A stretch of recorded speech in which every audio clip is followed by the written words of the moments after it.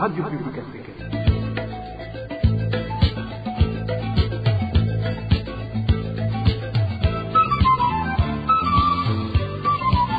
Radio Publique Africaine.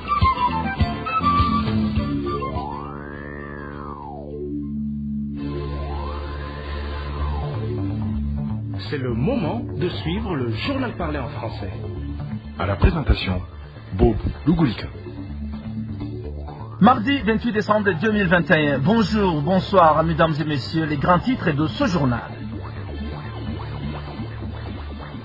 Présence des militaires burundais en République démocratique du Congo, la société civile prépare des manifestations contre la présence des forces étrangères et saisit le président de la République. L'armée congolaise dit ne pas être officiellement au courant. Vous entendrez dans ce journal le porte-parole de l'armée congolaise. Le silence du gouvernement burundais face aux informations sur l'incendie criminel qui a ravagé la prison de Gitega et emporté des centaines de vies de prisonniers interpelle et inquiète la société civile. Vous aurez dans ce journal le point de vue de l'ONG ACAT Burundi.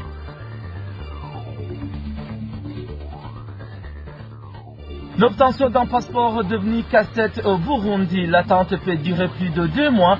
Les services d'immigration se réfugient dans un silence absolu. Dans quelques minutes, les détails de ce journal.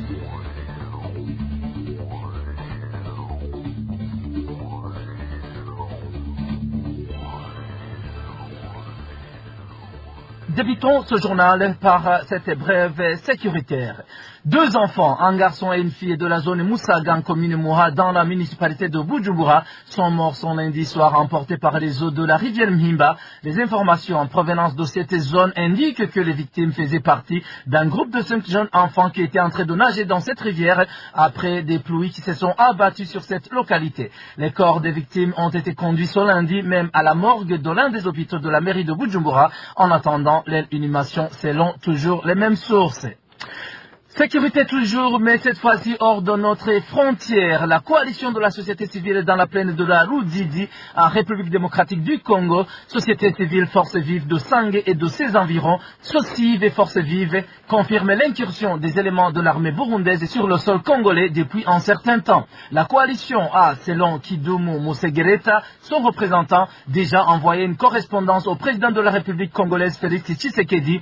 Elle demande des explications quant à la présence des éléments de la FDN. Entre autres actions prévues, ce sont des manifestations contre cette présence des éléments des forces armées burundaises sur le sol congolais. Je propose d'écouter Kidumu Museregeta, il est représentant de la coalition SOCIV et Forces Vives. Oui, pour la société civile de la plaine de Ruzizi, vraiment avec les infiltrations qui sont en train d'être vues par les populations, c'est exact. Chaque fois là, on est en train d'enregistrer des incursions de la part des militaires du Burundi et c'est aussi des rebelles. Une lettre est écrite au niveau de la présidence de la République démocratique du Congo pour qu'ils se prennent en charge. Parce que tout ça, on a assez de problèmes au Congo. Et il y a un cahier de charges qu'on est en train de présenter au niveau de la présidence de la République démocratique du Congo. Et dès qu'on n'aura pas à répondre, on aura à envoyer les délégués pour lui voir. Une fois il n'aura pas à répondre, là on aura à se prendre en charge, disons avec des manifestations qu'on est en train de préparer après le fait. Ce sont les manifestations qui vont s'en dire de ce côté-là. Si pas de solution, on aura vraiment à tout se comporter par rapport à cette situation. En fait que le monde entier sache qu'il y a incursion et qu'il y a infiltration des groupes armés qui viennent au Congo sans que l'on les sache leur objectif. La SOCIV et Forces Vives craint des violations des droits de la population des localités où sont installés ces éléments de l'armée burundaise. Encore une fois, Kidumu Museregeta, représentant de la coalition SOCIV et Forces Vives. Monsieur les journalistes, dès qu'il y a vraiment présence des groupes qui sont armés, qu'ils soient locaux ou étrangers, naturellement il doit y avoir des menaces par rapport à des populations civiles. Parce que des fois, les tâches sont d'éléments volés. Des pillages routiers se font au niveau de la plaine de la Ruzizi et ce sont eux qui les font. Il y a théorie même des personnes. Et tout ça c'est enregistré. De ce fait-là, nous sommes en train de mener des plaidoyers au niveau de la présidence de la République afin qu'elle puisse voir comment faire. Toujours au chapitre de cette inquiétude en République démocratique du Congo, Dieudonné Kasseleka, porte-parole de l'armée congolaise au Sud Kivu, déclare qu'il n'a pas encore eu rapport officiel de l'incursion des éléments de l'armée burundaise sur le sol congolais. Ce sont des informations que nous détenons des réseaux sociaux, indique-t-il. Je vous propose de l'écouter. On n'a pas encore reçu ces rapports, mais nous avons lu dans les réseaux sociaux qu'il y a eu des groupes armés, des gens armés qui se seraient infiltrés sur le sol congolais. Moi, je ne peux pas dire qu'ils sont de l'armée burundaise, mais bon, nous avons dit comme tout le monde dans les réseaux sociaux que ce sont des groupes armés venant d'un pays voisin. Mais je ne peux pas confirmer ni infirmer cette information. Nous sommes derrière eux, nous sommes en train de chercher les informations nécessaires. Nous allons vous donner les détails, les mots. Dieudonné Kasseleka, porte-parole de l'armée congolaise au Sud Kivu. Droit des journalistes et à présent, 2 journalistes de radio-télévision Isanganiro ont été enfermés ce matin durant plus d'1 heure dans les enceintes du centre de santé en zone Kanyosha au sud de la capitale économique du Burundi. Les journalistes Innocent Bibonimana et Jérôme Hakizimana étaient allés recueillir des informations en rapport avec le dépistage à la Covid-19 sur ce site. Cependant, les responsables du centre de dépistage considéraient qu'ils n'avaient pas le droit, mais sur leur compte Twitter, les responsables de la radio-télévision Isanganiro affirme que ces 2 journalistes étaient en reportage reconnu par le ministère de la Santé publique. Ces 2 journalistes ont donc été libérés par après. Droits de l'homme toujours. Le silence du gouvernement burundais face aux informations sur l'incendie qui a ravagé la prison de Gitega en date du 7 décembre de cette année pourrait donner raison à ceux qui croient que cet incendie n'était pas du tout accidentel. Propos de maître Jean-Claude Niburumosi, responsable juridique au sein de l'organisation ACAT Burundi. Ce juriste regrette aussi le silence de certaines personnes qui pourtant peuvent aider à la recherche de la lumière, d'où il les incite à agir. Suivez. C'est malheureusement le même constat que nous faisons à la carte Burundi. Nous ne trouvons même pas de mots qu'il faudrait pour qualifier cette attitude qu'affiche le gouvernement du Burundi face à la tragédie de la prison de Gitega. Il est impensable qu'un incendie comme celui qui a ravagé la prison de Gitega et emporté des vies humaines ne soit pas enquêté afin de mettre la lumière sur l'origine du fait, identifier les victimes. Ce comportement du gouvernement pourrait donner raison à l'hypothèse d'un incendie criminel. Au cas où cela s'avérerait vrai, les familles des victimes n'auront plus d'autre choix que de saisir les mécanismes régionaux ou internationaux de protection des droits humains en vue de contraindre le gouvernement du Burundi à commanditer une enquête indépendante pouvant donner la lumière sur l'origine et les conséquences de l'incendie. Nous constatons également un silence chez les autres acteurs nationaux qui devraient prendre le devant pour sauvegarder les intérêts du peuple burundais. Si je peux dire les parlementaires burundais élus pour représenter le citoyen qui devraient sortir de leur silence et exiger le gouvernement du Burundi à mener des enquêtes. Je peux aussi dire la Commission nationale des droits de l'homme, les leaders religieux et d'autres peuvent aussi user de leurs compétences pour amener le gouvernement à éclairer l'opinion. ACAT Burundi réitère ses recommandations en demandant au gouvernement du Burundi de respecter le droit à la vie tel qu'énoncé dans la Déclaration universelle des droits de l'homme, la Constitution et d'autres textes, afin de mener une enquête indépendante sur l'origine de l'incendie et ses conséquences sur le plan humain. Nous rappelons en fait le gouvernement du Burundi que des cas de décès survenus en prison peuvent susciter l'intervention du rapporteur spécial sur les exécutions extrajudiciaires, sommaires ou arbitraires, notamment en cas de négligence, d'emploi de la force ainsi que de conditions dangereuses qui règnent dans les liens de détention. Rappelons que les enquêtes menées par la radio publique africaine ont révélé que cet incendie était criminel et non accidentel. Justice à présent. Dans la série de reportages sur les réalisations du gouvernement d'Aïchimié durant cette année qui s'achève, aujourd'hui nous évaluerons le volet justice, un volet qui a été émaillé de plusieurs irrégularités suite à la corruption érigée en mode de gouvernance dans ce secteur, ce qui est par ailleurs à l'origine de tous les maux dont souffre le pays. Plus de détails avec Éloge Divin Remecha.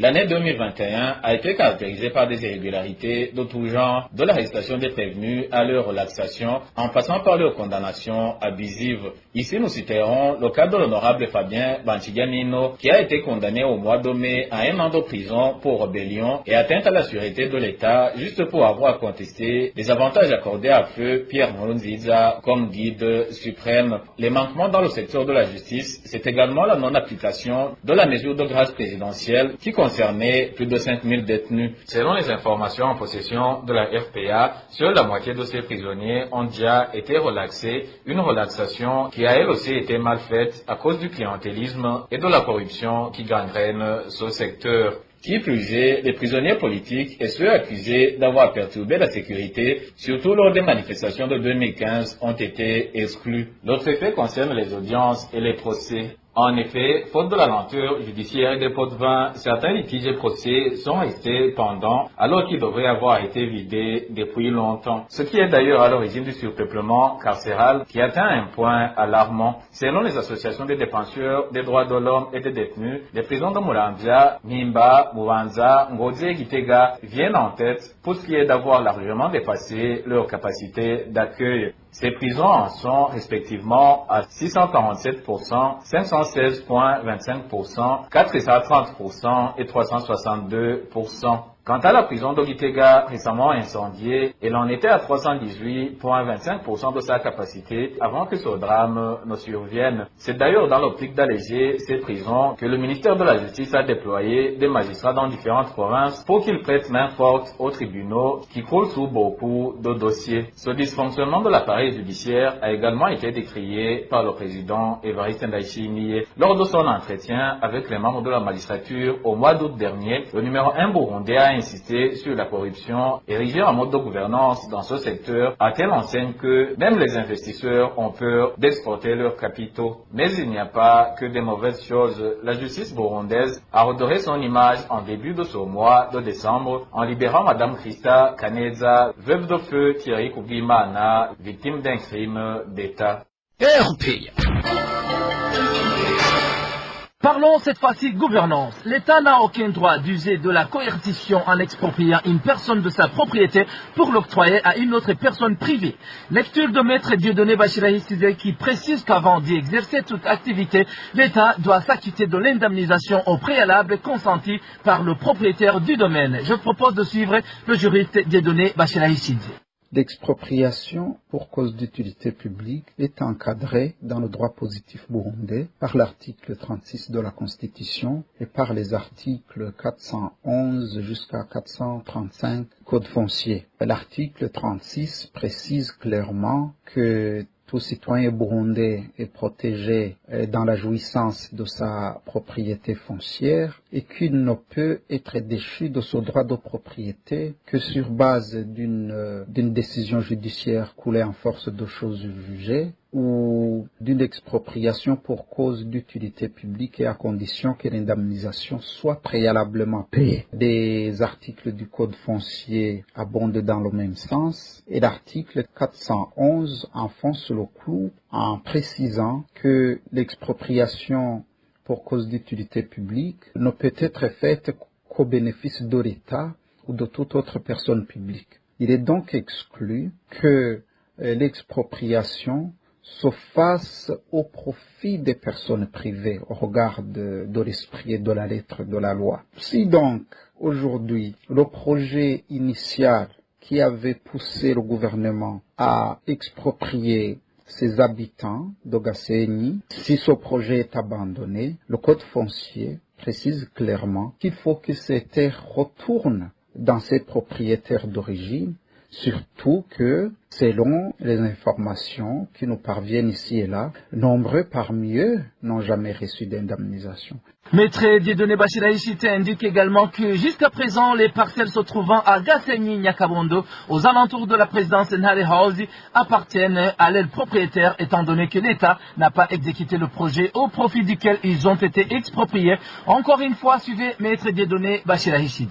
Pour ceux qui n'ont pas reçu d'indemnisation, ils sont toujours propriétaires, d'autant plus que l'indemnisation préalable n'a pas été versée. Et même si ils avaient reçu ces indemnisations, une fois que le projet est abandonné, ils ont le droit de recouvrer leur droit de propriété sous réserve de restituer l'indemnisation reçue. À défaut, peut-être la police a-t-elle utilisé la force pour les pousser à déguerpir, mais au regard de la loi, ils restent des propriétaires et ils pourront revendiquer leurs droits indistinctement du temps qui pourra s'écouler. Si on avait une justice indépendante, elle pourrait rétablir ses citoyens dans leurs droits, mais dans l'état où elle se retrouve maintenant, comme le président de la République l'a si bien décrit, donc une justice instrumentalisée, corrompue, téléguidée par les puissants du régime, il n'est pas envisageable de voir la justice burundaise rétablir ses citoyens dans leurs droits. Peut-être faudra-t-il une décision politique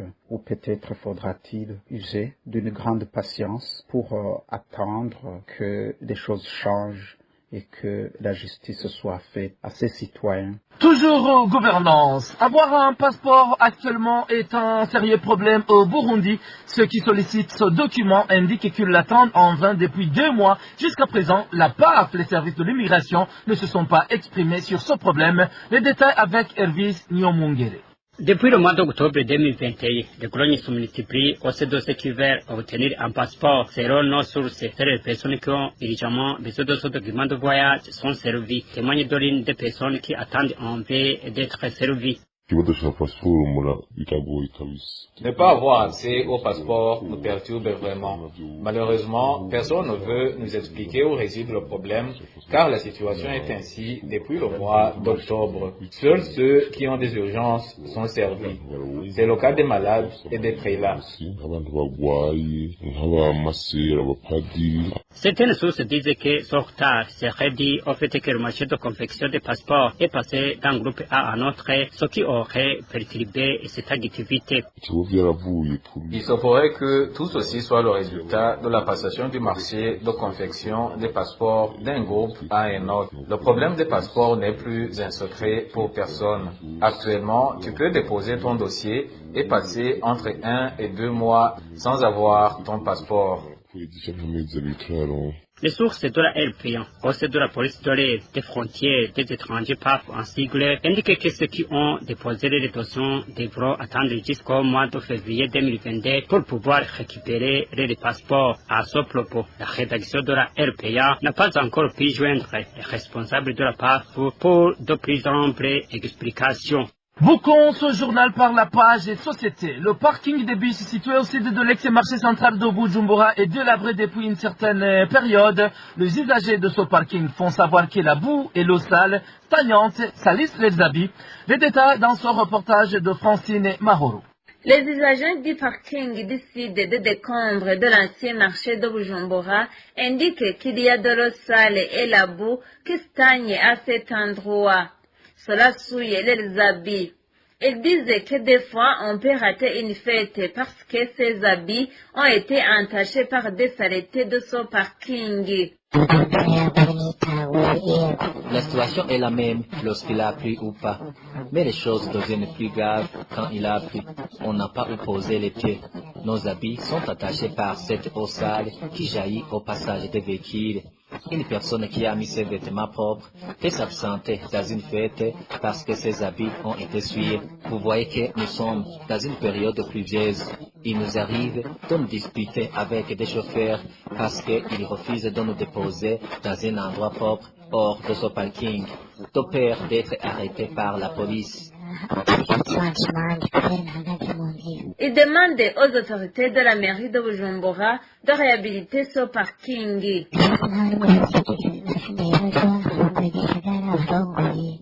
Apparemment, personne ne se soucie de ce problème, que ce soit le chef de zone Rohero, l'administrateur de Mukaza, même le maire de la ville. Nous nous sommes très étonnés parce que le maire de la ville avait promis de réaménager les endroits abîmés, mais il n'a rien fait. Nous lui demandons de songer à réhabiliter ce parking, puisque nous sommes menacés, et puis même les chauffeurs ne comprennent pas pourquoi on augmente les taxes chaque année. Il paie, mais paradoxalement, les montants payés n'aident pas pour la réhabilitation de la ville.